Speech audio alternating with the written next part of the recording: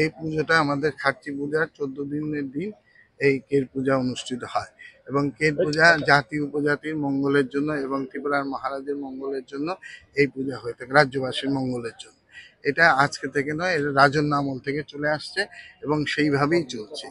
এবং কের পূজা হচ্ছে একটা নির্দিষ্ট গণ্ডি বা বেষ্টনী, এর মধ্যে কের পূজা হয় এবং ওই বেষ্টনীর মধ্যে এটা সম্পূর্ণ তান্ত্রিক পূজা, এই তন্ত্রোক্ত, এবং আমাদের কের পূজা খার্চি পূজার পরেই অনুষ্ঠিত হয়।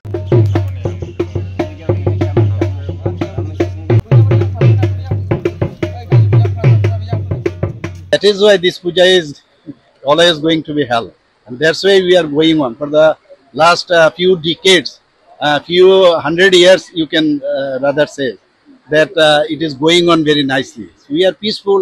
If there is any peaceful condition exists, then always you can think of that some other evil forces will try to break that peaceful condition.